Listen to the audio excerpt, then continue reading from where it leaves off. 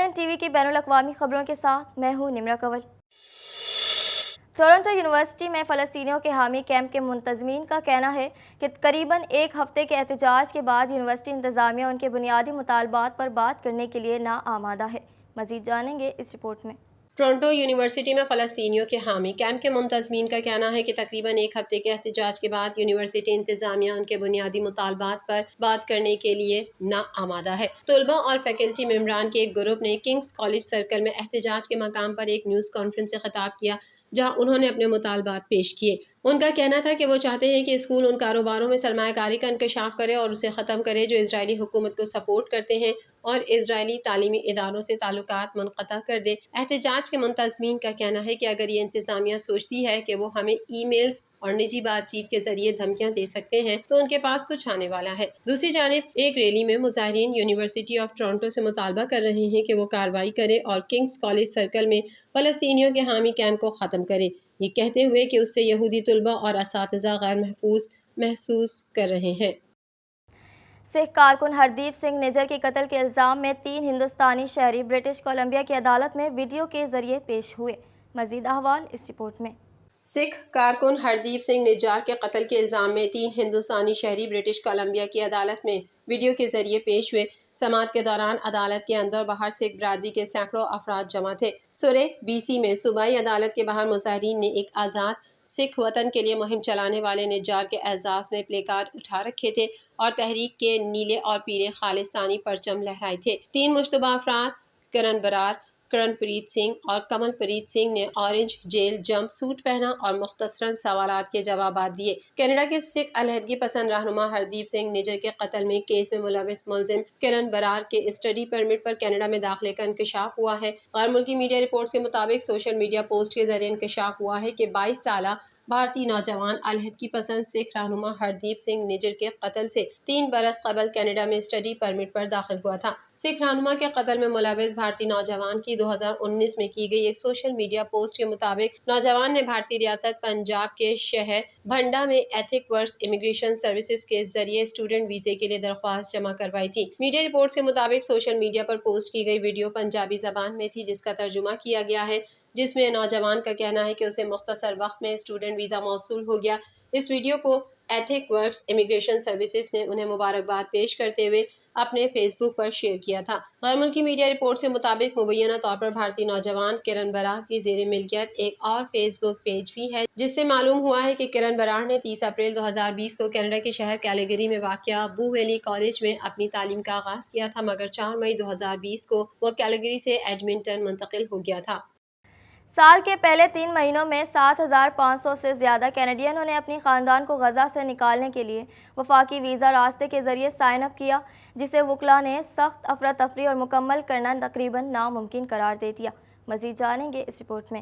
سال کے پہلے 3 مہینوں میں 7,500 سے زائد کینیڈینوں نے اپنے خاندان کو غزہ سے نکالنے کے لیے وفاقی ویزا راستے کے ذریعے سائن اپ کیا، جسے وکلاء نے سخت افراتفری اور مکمل کرنا تقریباً ناممکن قرار دیا ہے۔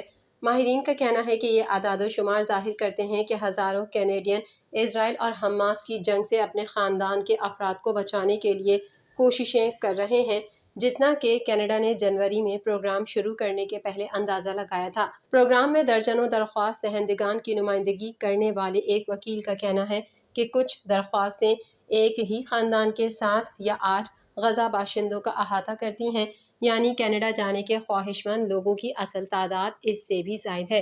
انہوں نے کہا، میرے نزدیک یہ صرف ایک اور اشارہ ہے کہ ان لوگوں کی حالت زار پر اس حکومت کا رد عمل کتنا ناگوار تھا۔ اعداد و شمار سے پتہ چلتا ہے کہ کینیڈا کے باشندوں نے 9 جنوری سے 1 اپریل تک پروگرام کے آغاز کے دن سے اپنے خاندان کے افراد کے لیے عارضی ویزا حاصل کرنے کے لیے 7,549 ابتدائی درخواستیں یا قانونی اعلامیہ جمع کرایا۔ محکمہ immigration, refugees and citizen ship Canada کے ترجمان کے مطابق دائر کیے گئے ان 7,549 اعلامیوں میں سے 29 اپریل تک صرف 179 ویزے جاری کیے گئے تھے۔ امریکی صدر جو بائیڈن نے اسرائیل کو خبردار کیا ہے کہ اگر اس نے غزہ کے شہر رفح پر حملہ کیا تو اسے اسلحے کی فراہمی روک دیں گے۔ مزید تفصیلات اس رپورٹ میں۔ امریکی صدر جو بائیڈن نے اسرائیل کو خبردار کیا ہے کہ اگر اس نے غزہ کے شہر رفح پر حملہ کیا تو اسے اسلحے کی فراہمی روک دیں گے۔ جو بائیڈن نے امریکی نشریاتی ادارے کو ایک انٹرویو میں کہا کہ اسرائیل کو جو بم دیے گئے وہ شہریوں کے قتل عام میں استعمال ہوئے۔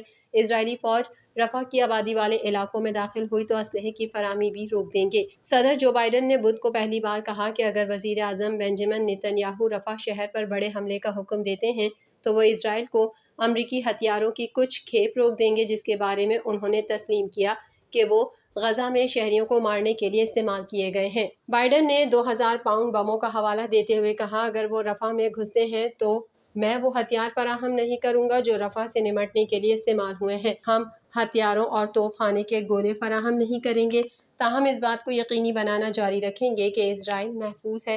اقوام متحدہ کا فلسطین کو آزاد ریاست کا درجہ دینے کا امکان، تاہم امریکی مخالفت کے باوجود اسرائیل رفح پر بڑے پیمانے پر حملے کرنے کے لیے تیار دکھائی دیتا ہے۔ جنوبی غزہ کا یہ گنجان آباد حصہ اس علاقے میں حماس کا آخری بڑا گڑھ بتایا جاتا ہے، تاہم اب یہاں لاکھوں فلسطینی پناہ لینے پر مجبور ہیں۔ امریکی حکام نے خبردار کیا ہے کہ یہاں آپریشن بڑے پیمانے پر عام شہریوں کی ہلاکت کا باعث بن سکتی ہے۔ روس نے یوکرین پر ڈرونز اور میزائلوں سے حملہ کر دیا، جس کے نتیجے میں 12 پاور گریڈز مکمل تباہ ہو گئے۔ مزید جانیں گے اس رپورٹ میں۔ روس نے یوکرین پر ڈرونز اور میزائلوں سے حملہ کر دیا، جس کے نتیجے میں 12 پاور گرڈز مکمل تباہ ہو گئے۔ غیر ملکی میڈیا رپورٹس کے مطابق روس نے فضائی حملے میں متعدد یوکرینی پاور گرڈز کو نشانہ بنایا۔ ڈرونز اور میزائلوں کے حملے میں یوکرین کے 12 پاور گرڈز مکمل تباہ ہو گئے۔ یوکرینی فضائیہ نے دعویٰ کیا ہے کہ روس کی جانب سے داغے گئے 21 ڈرونز اور 55 میزائلوں میں 39 ناکارہ بنا دیے گئے۔ حملوں میں یوکرین کا بنیادی پاور سسٹم تباہ ہوا، متعدد مقامات پر بجلی بند ہو گئی۔ دوسری جانب سعودی عرب کے ولی عہد شہزادہ محمد بن سلمان نے یوکرینی صدر ولادیمیر زیلنسکی سے ٹیلی فونک رابطہ کیا۔ دونوں ممالک کے سربراہوں نے باہمی تعلقات پر غور کیا۔ دونوں رہنماؤں کی روس یوکرین جنگ اور مسئلے کے حل پر بھی بات چیت کی گئی۔ یوکرینی صدر نے کشیدگی کو کم کرنے کے لیے سعودی عرب سے کردار ادا کرنے کی اپیل کی۔ TNN TV کے نیوز بلیٹن سے فی الحال اتنا ہی۔ اپنی میزبان نمرہ کول کو دیجیے اجازت۔ اللہ حافظ۔